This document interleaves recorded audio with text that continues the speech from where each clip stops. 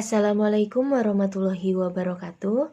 Perkenalkan, nama saya Ayu Risma Pratiwi, mahasiswi dari Sekolah Tinggi Ekonomi Syariah Islamic Village, Program Studi Ekonomi Syariah. Hari ini saya akan mempresentasikan seminar proposal skripsi saya yang berjudul Determinan Keputusan Konsumen Muslim dalam Pembelian Produk Skincare Scarlett. Studi kasus pada mahasiswa Sekolah Tinggi Ekonomi Syariah Islamic Village, Tangerang, Banten. Latar belakang penelitian saya. Skincare saat ini telah menjadi sebuah kebutuhan, terutama bagi sebagian kaum wanita untuk mendukung popularitasnya. Karena bagi wanita, kecantikan adalah aset yang harus dijaga. Tampil cantik dan menawan dapat menambah rasa percaya diri seorang wanita. Para wanita setiap hari tidak lepas dari yang namanya skincare, seperti lotion untuk kulit, powder, sabun, dan masih banyak lagi.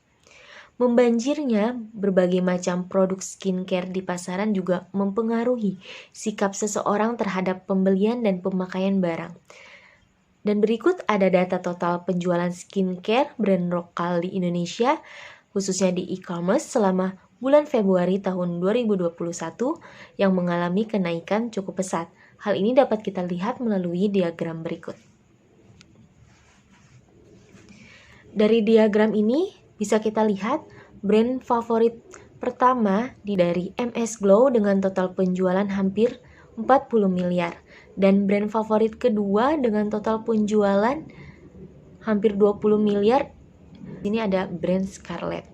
Dan brand lain seperti Something, Avoskin, Wardah, Wildlife, Bio Beauty Lab, Emina, Elskin, dan Everwhite penjualannya masih di bawah 10 miliar. Dari data yang sudah kita lihat, brand Scarlett menempati brand lokal favorit kedua. Brand ini merupakan brand produk perawatan tubuh asal Indonesia dan terkenal dengan rangkaian produk whitening-nya. Total penjualan untuk brand Scarlett sendiri sudah menembus angka 17,7 miliar, yang dimana brand Scarlett sudah mengeluarkan beberapa produk yang menjadi favorit seperti body lotion, body scrub, dan juga serum. Namun ternyata hal itu belum bisa meningkatkan posisi Scarlett menjadi posisi teratas. Brand Scarlett masih tertinggal jauh oleh brand MS Glow yang memiliki total penjualan 38, miliar. Scarlett masih bertahan menempati urutan kedua. Kondisi ini tentu menjadi sangat penting bagi produsen skincare Scarlett, dan perusahaan harus membuat inovasi baru agar menarik perhatian konsumen untuk membuat sebuah keputusan pembelian. Dan apakah dengan adanya brand ambassador yang dimiliki oleh Scarlett dan label halal yang tertera di produk Scarlett dan iklan produk skincare Scarlett dapat mempengaruhi keputusan pembelian konsumen muslim? Di sini ada identifikasi masalah. Yang pertama, bermunculannya berbagai produk skincare dari brand lain yang membuat skincare Scarlett belum bisa menjadi brand skincare lokal favorit peringkat pertama. Pengaruh brand ambassador, labelisasi halal dan iklan terhadap keputusan pembelian dan keputusan pembelian konsumen muslim terhadap produk skincare Scarlett. Dan di sini ada rumusan masalah. Rumusan masalahnya adalah apakah terdapat pengaruh brand ambassador, label halal, dan iklan terhadap keputusan pembelian produk skincare Scarlett, dan apakah terdapat pengaruh brand ambassador, labelisasi halal, dan iklan secara bersamaan terhadap keputusan pembelian konsumen produk skincare Scarlett pada mahasiswa Sekolah Tinggi Ekonomi Syariah Islamic Village. Dan di sini ada tujuan penelitian untuk menganalisa pengaruh brand ambassador, label halal, dan iklan terhadap keputusan pembelian produk skincare Scarlett. Dan yang kedua, untuk menganalisa pengaruh brand ambassador, labelisasi halal, dan iklan secara bersamaan terhadap keputusan pembelian konsumen produk skincare Scarlett pada mahasiswa Sekolah Tinggi Ekonomi Syariah Islamic Village. Di sini ada batasan masalah. Subjek penelitian ini adalah konsumen muslim yaitu mahasiswa Sekolah Tinggi Ekonomi Syariah Islamic Village, Tangerang, Banten yang menggunakan produk skincare Scarlett. Dan penelitian ini membahas mengenai bagaimana pengaruh brand ambassador, label halal, dan iklan terhadap keputusan pembelian oleh konsumen muslim. Studi kasus pada mahasiswa Sekolah Tinggi Ekonomi Syariah Islamic Village. Landasan teori dari penelitian ini adalah keputusan pembelian. Keputusan pembelian itu sendiri menurut Kotler adalah suatu tindakan konsumen untuk membentuk referensi di antara merek-merek dalam kelompok pilihan dan membeli produk yang paling disukai. Proses pengambilan keputusan yang rumit sering melibatkan beberapa keputusan. Suatu keputusan melibatkan pilihan di antara dua atau lebih alternatif tindakan atau perilaku. Brand ambassador, menurut Lea Greenwood, mendefinisikan brand ambassador sebagai sebuah alat yang digunakan oleh perusahaan untuk berkomunikasi dan terhubung dengan masyarakat tentang bagaimana mereka benar-benar meningkatkan penjualan. Label halal merupakan pencantuman tulisan atau pernyataan halal pada kemasan produk untuk menunjukkan bahwa produk yang dimaksud berstatus sebagai produk yang halal. Label halal diperoleh setelah mendapatkan sertifikasi halal. Sertifikat halal adalah suatu fakta tertulis dari Majelis Ulama Indonesia atau MUI yang menyatakan kehalalan suatu produk sesuai dengan syariat Islam. Iklan, menurut Morrison, iklan didefinisikan sebagai bentuk komunikasi non-personal mengenai suatu organisasi, produk, servis, atau ide yang dibayar oleh suatu sponsor yang diketahui. Adapun maksud dibayar pada definisi tersebut menunjukkan bahwa ruang atau waktu bagi suatu pesan iklan pada umumnya harus dibeli. Sedangkan yang dimaksud dengan non-personal berarti suatu iklan melibatkan media massa yang dapat mengirimkan pesan kepada sejumlah besar kelompok individu pada saat bersamaan.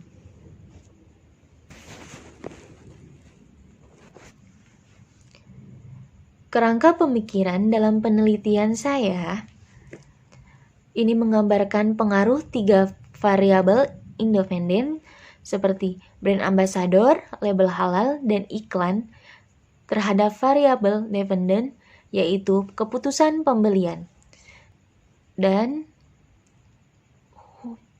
pengaruh 3 variabel independen yaitu brand ambassador, label halal, dan iklan terhadap variabel dependen yaitu keputusan pembelian secara bersamaan.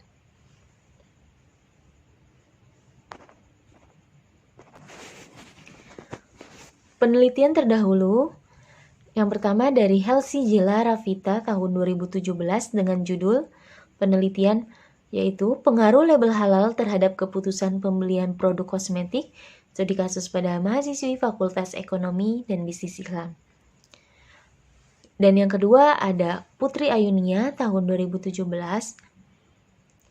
dengan judul analisis pengaruh citra merek, kualitas produk, iklan, dan harga terhadap keputusan pembelian produk kosmetik Wardah.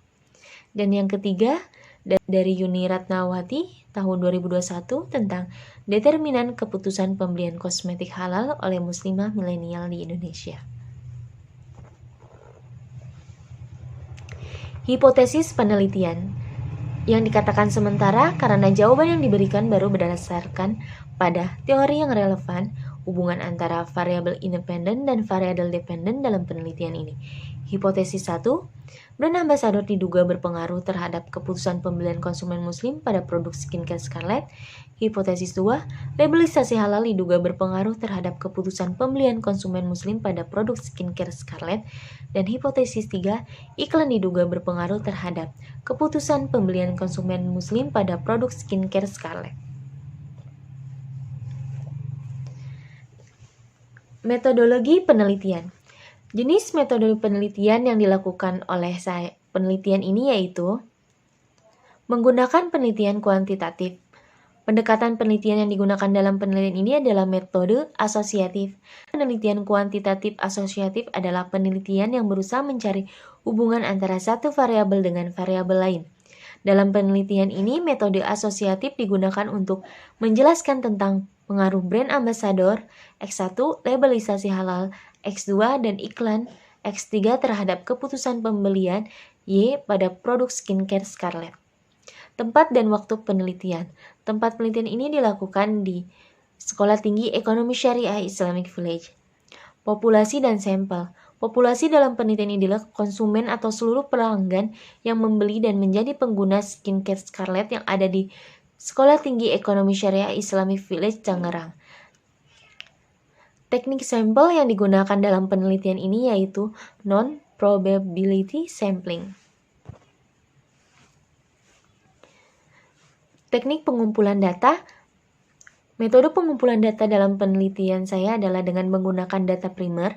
Data primer ini berupa identitas responden yang meliputi nama, umur, prodi, dan lain-lain.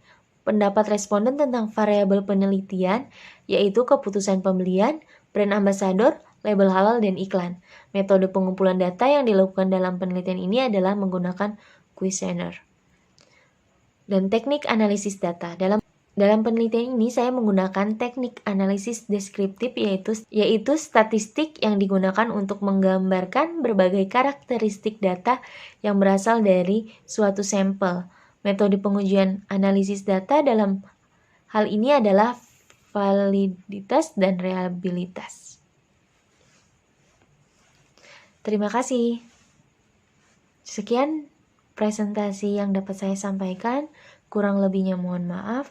Wabillahi taufiq wal hidayah. Wassalamualaikum warahmatullahi wabarakatuh. Terima kasih.